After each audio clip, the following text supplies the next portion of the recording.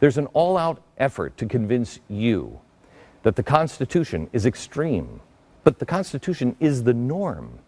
The extreme is those who want to transform it or destroy it. Now, let me show you how they're doing this on everything in Washington now. The sequester. Those who want to cut 2% of the federal budget are called extreme. 2%. Now, it seems reasonable if we would get out of our left-right boxes.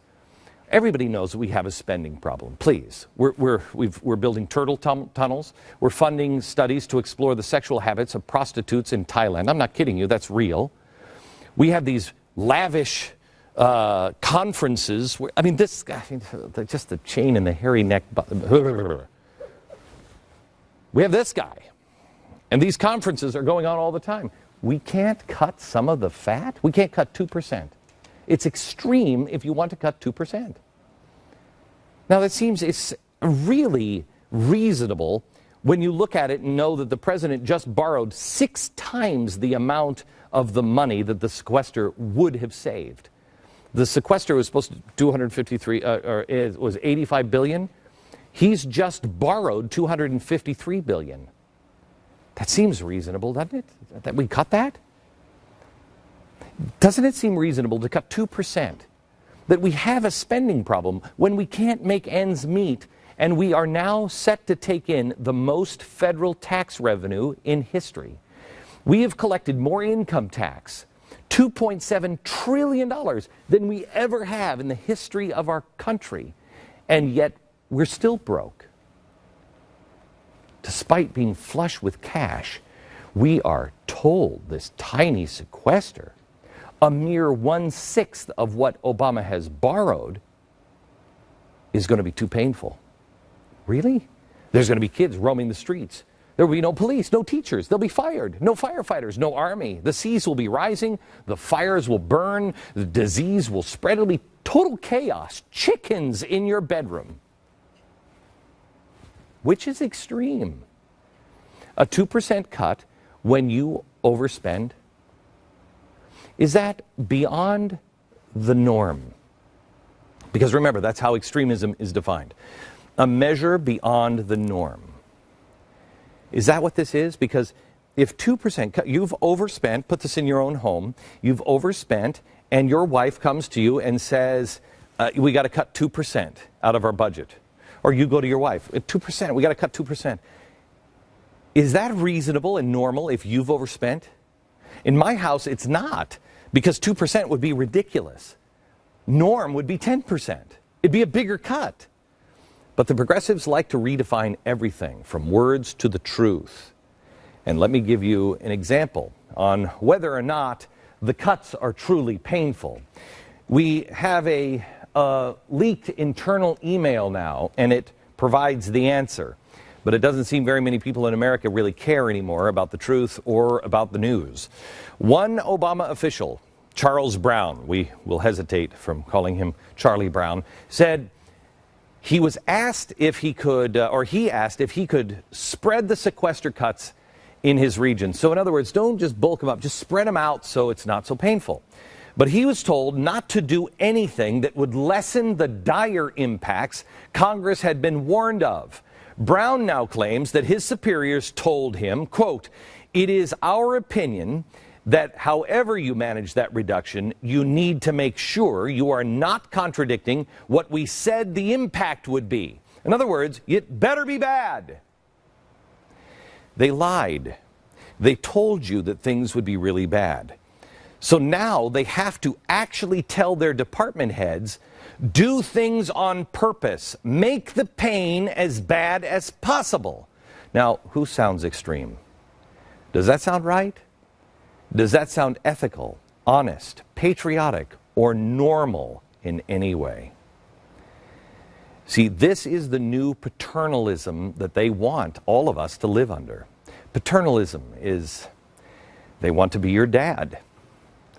Do you want a dad who will lie to you and then purposely inflict pain on you in order for you to then believe his lies so you run into his arms? What kind of psycho father is that? Look what the administration has done to make you feel the pain.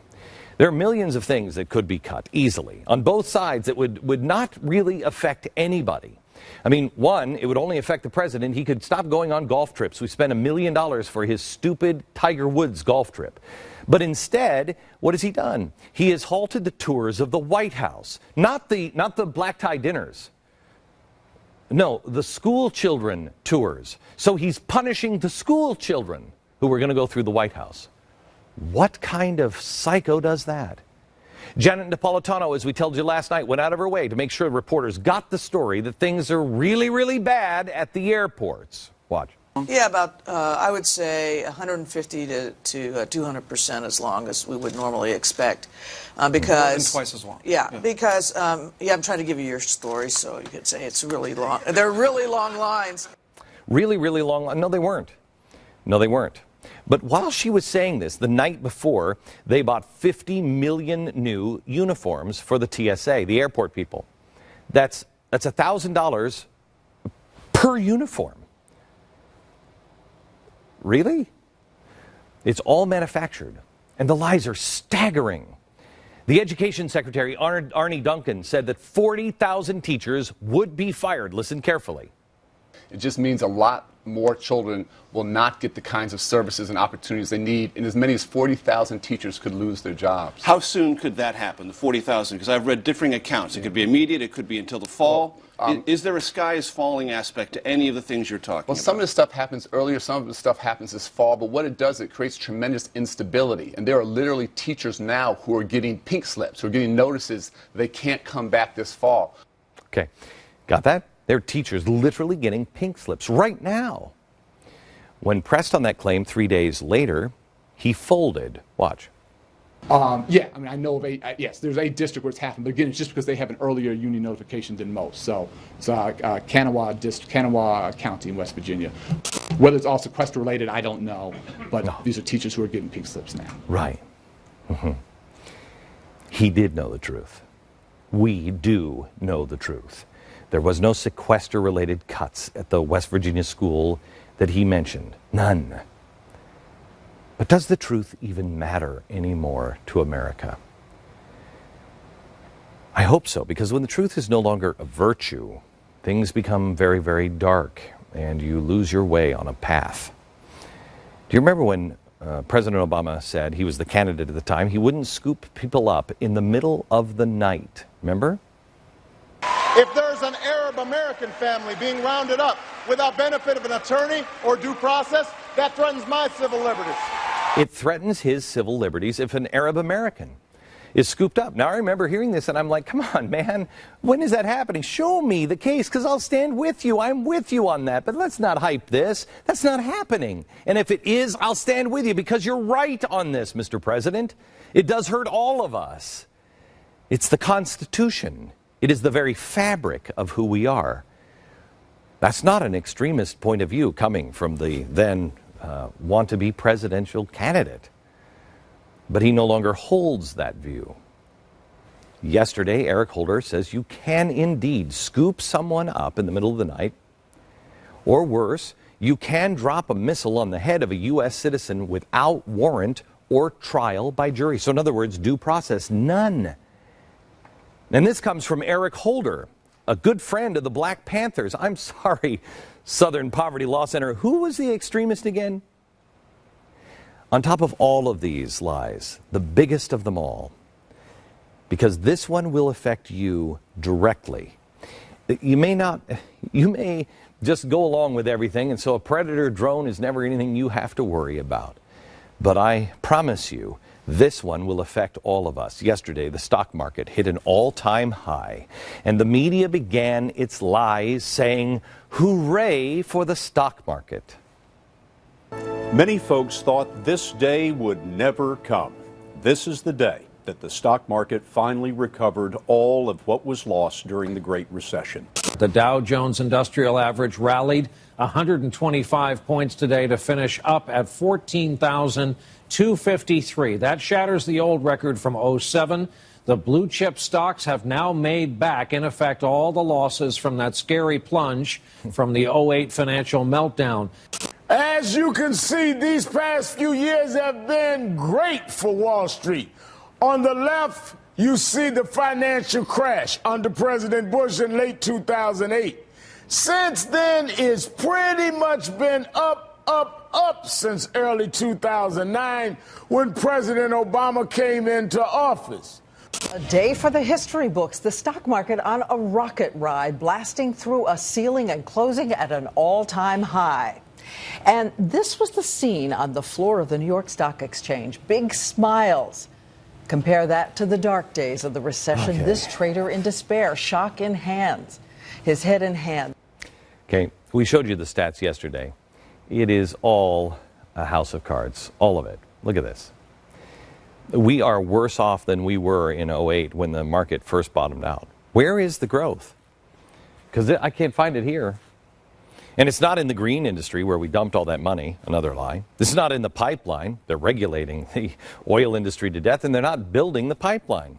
It's not in the housing market, because that's another lie. Let me ask you this. Is your company booming? Do you know of a company here in the United States that is booming? Is your neighbor's job getting better? Or somehow or another, are you alone? Are they seeing record growth in their business? Do you or your neighbor or anyone you know have more money to buy and save? Do you know anybody who does? Are the prices better or worse? It's all bogus.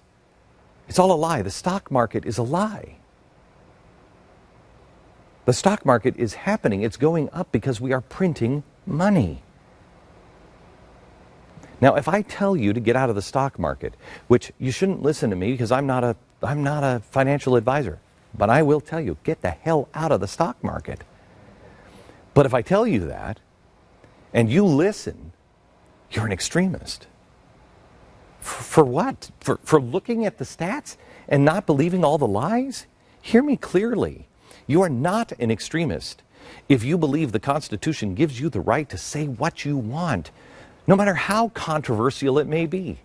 You're not an extremist if you take your kids out of school because you think some things that are crazy are happening in the schools and you think your kids are being indoctrinated.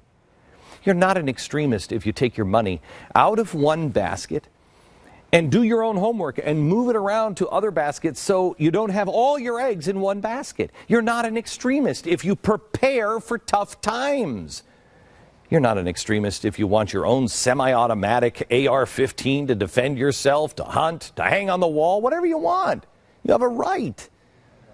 You're not an extremist if you don't believe in killing babies in the womb.